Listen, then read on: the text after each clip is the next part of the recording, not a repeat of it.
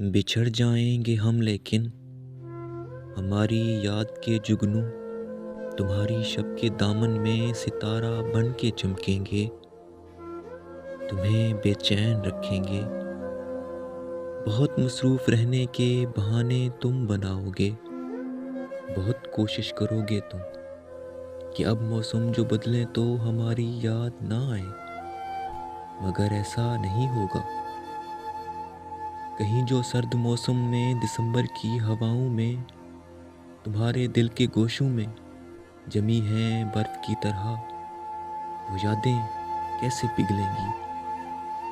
کبھی گرمی کی تپتی سرخ گھڑیوں میں میرے ماضی کو سوچو گے تو آنکھیں بھیگ جائیں گی، گھڑی پیچھے کو دوڑے گی، کئی سالوں کی گم گشتہ ہماری یاد آئے گی۔